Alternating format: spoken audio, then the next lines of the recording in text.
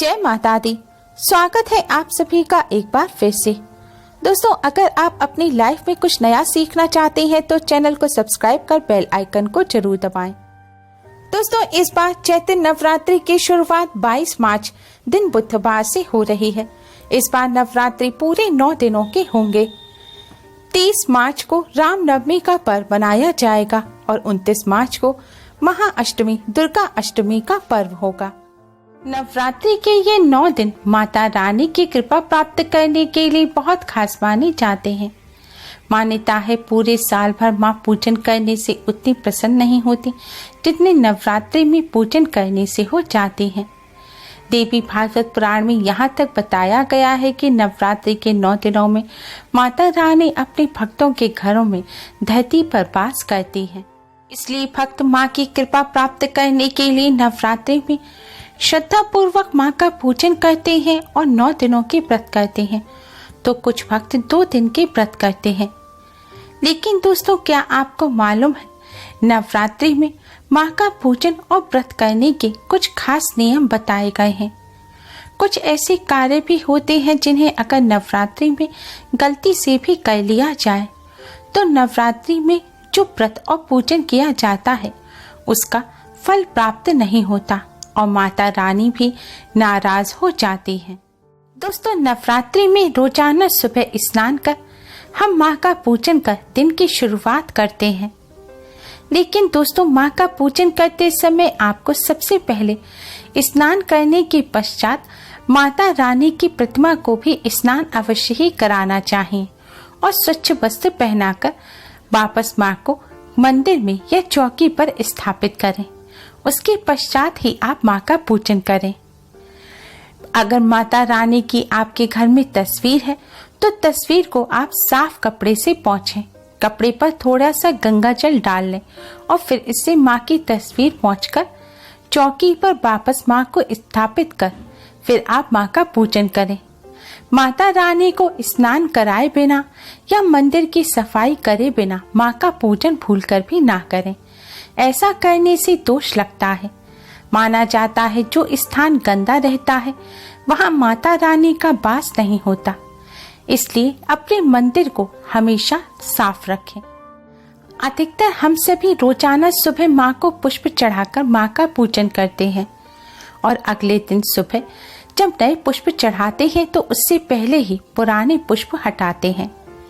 लेकिन दोस्तों, आजकल पुष्प बहुत ही जल्दी मुरझा जाते हैं। इसलिए माँ का पूजन करते समय आप पुष्प तो अवश्य चढ़ाएं, लेकिन जैसे ही पुष्प मुरझा जाएं, संध्या काल से पहले ही आप उन पुष्प को हटाकर मंदिर को साफ कर दें। मुरझाए हुए पुष्प को मंदिर में ना रहने दें। ऐसा करने से दोष लगता है और पूजन का पूर्ण फल प्राप्त नहीं होता। नवरात्रि में सुबह ही नहीं बल्कि संध्या काल के समय भी माँ का पूजन अवश्य ही करें। नवरात्रि जैसा कि इसके नाम से ही प्रतीत होता है 9 रातें। इसमें रात्रि के समय माँ के पूजन करने का विशेष विधान होता है, लेकिन अधिकतर लोग सिर्फ सुबह ही पूजन करते हैं, तो ऐसी गलती ना करें। नवरात्रि में आपको रात्रि के समय माँ का पूजन अवश्य ही करना चाहिए। पूरी रात भर जागरण करना संभव नहीं है तो संध्या काल के समय माँ के सामने दीपक जलाकर माँ की आरती अवश्य ही करें। तभी आपको नवरात्रि व्रत और पूजन का पूर्ण फल प्राप्त होगा। नवरात्रि में माता रानी की कृपा प्राप्त करने के लिए भक्त 9 दिन के व्रत करते हैं या कुछ भक्त 1 या 2 दिन के व्रत करते हैं। लेकिन दोस्तों, ध्यान रखें, अगर आप 9 दिन के व्रत नहीं कर सकते तो आप 2 दिन के व्रत करें। भूलकर भी नवरात्रि का एक व्रत ना रखें। नवरात्रि के व्रत सदैव जोड़े में रखे जाते हैं।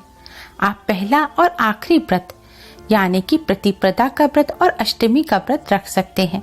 अगर आप अष्टमी को कन्या पूजन करते हैं तो सप्तमी का व्रत करें, और अगर आप पहला व्रत ना कर सके तो आप आखिर के 2 यानी कि महासप्तमी और महाअष्टमी का व्रत करें। तभी आपको व्रत और पूजन का पूर्ण फल प्राप्त होगा। एक व्रत करने से व्रत का फल प्राप्त नहीं होता। नवरात्रि के व्रत में खान पान का विशेष महत्व होता है। अधिकतर हम सभी जानते हैं कि नवरात्रि के व्रत में फलाहार ही किया जाता है, यानी कि अन्न का सेवन नहीं किया जाता। और अधिकतर लोग फलाहार के नाम पर अन्न और मांसाहार को छोड़कर सभी चीज खा लेते हैं। यही वह गलतियां कर बैठते हैं। दोस्तों, क्या आपको मालूम है कई ऐसी सब्जियां और फल भी हैं जिन्हें नवरात्रि में भूलकर भी नहीं खाना चाहिए, वरना व्रत का पूर्ण फल प्राप्त नहीं होता। नवरात्रि में अन्न यानी कि रोटी, चावल, सभी प्रकार की दालें, सभी प्रकार के अनाज जैसे कि बाजरा, मक्का, जौ इत्यादि के अलावा दोस्तों आपको मटर का भी सेवन नवरात्रि में भूलकर भी नहीं करना चाहिए। लोग मटर को सब्जी समझते हैं और उसका सेवन कर लेते हैं, लेकिन दोस्तों मटर अन्न है और मटर का सेवन अगर आप नवरात्रि के दौरान कर लेंगे तो इससे आपको व्रत का पूर्ण फल प्राप्त नहीं होगा। आपका व्रत टूट जाएगा और माता रानी आपके व्रत और पूजन को स्वीकार नहीं करेंगी और इससे आपको दोष भी लगेगा।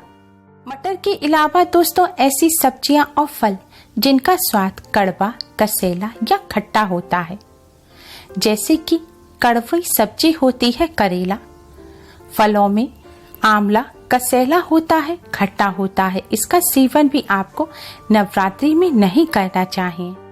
आंवला के अलावा नींबू और कच्ची कैरी जिसे अमिया कहते हैं, यह बहुत खट्टे होते हैं और इनका सेवन भी नवरात्रि में भूलकर भी नहीं करना चाहिए। ऐसे अंगूर, संतरे और अनानास जो खट्टे होते हैं, उनका सेवन भी नवरात्रि में व्रत रखने वालों को भूलकर भी नहीं करना चाहिए। अगर आप कड़वी, कसेली या खट्टी किसी भी फल या सब्जी का सेवन नवरात्रि व्रत के दौरान करते हैं तो आपका व्रत टूट जाएगा और आपके व्रत और पूजन निष्फल हो जाएंगे। साथ ही आपको पाप लगेगा और माता रानी भी नाराज हो जाएंगी। इनके अलावा दोस्तों आपको नवरात्रि में प्याज और लहसुन का सेवन भी नहीं करना चाहिए। प्याज और लहसुन को तामसिक माना गया है और तामसिक चीजों का नवरात्रि के दौरान सेवन करने से कष्ट मिलता है और पूजन भी अधूरा रह जाता है। इसलिए भूलकर भी प्याज और लहसुन का सेवन नवरात्रि के दौरान ना करें। दोस्तों, नवरात्रि के व्रत केवल खाने पीने का परहेज ही नहीं है, बल्कि आपको अपने व्यवहार को भी संयमित रखना चाहिए। आपको भूलकर भी नवरात्रि के दौरान किसी की निंदा नहीं करनी चाहिए और लड़ाई झगड़े तो भूलकर भी ना करें। नवरात्रि के दौरान कोई आपको दो बातें सुना भी दे, आप शांति से सुन लीजिए, लेकिन भूलकर भी किसी से झगड़ा ना करें। अपने मुंह से अपशब्द या गाली गलौज ना निकालें। मन में भी किसी को गाली ना दें, ना ही कुछ बुरा बोलें, क्योंकि माँ सिर्फ मुंह से निकली बात ही नहीं सुनती, बल्कि वह आपके मन को भी जानती हैं। अपने मन में भी कोई बुरे विचार ना लाएं। नवरात्रि के दौरान पूर्ण रूप से ब्रह्मचर्य का पालन करें। शारीरिक नहीं बल्कि मानसिक तौर पर भी आप ब्रह्मचर्य का पालन करें, यानी कि मन से भी कोई ऐसी गलत बात ना सोचें, कोई ऐसे कार्य ना करें जो आपके ब्रह्मचर्य व्रत को तोड़ें। नवरात्रि में पूर्ण ब्रह्मचर्य का पालन करने से ही माँ की कृपा प्राप्त होती है।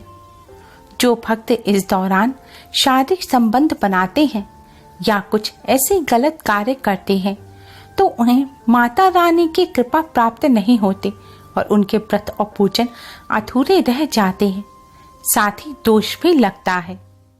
नवरात्रि के दौरान कोई भी अशुभ कार्य ना करें।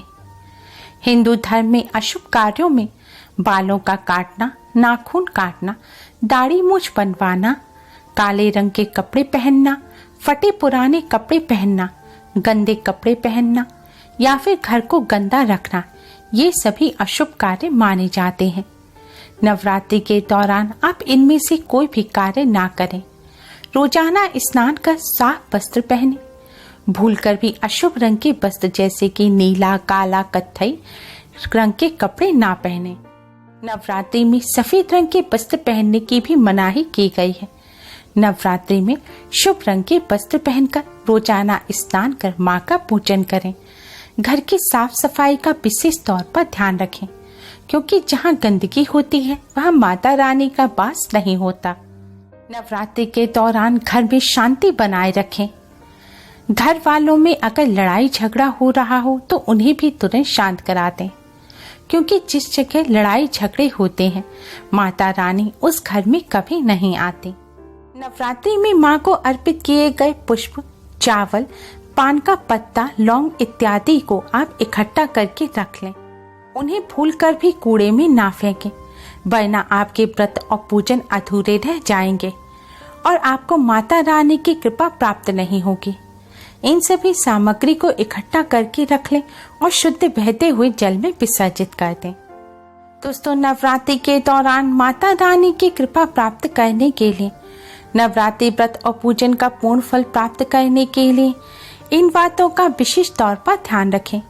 उम्मीद है आपको हमारी ये वीडियो पसंद आई होगी। प्लीज लाइक करें, हमारी इस वीडियो को अपने फ्रेंड्स और रिश्तेदारों में ज़्यादा से ज़्यादा शेयर करें, जिससे वह भी इसका लाभ उठा सकें। हमारी और भी वीडियोस के लिए हमारे चैनल को सब्सक्राइब करना ना भूलें। Thanks for watching. Radhe Radhe. जय माता।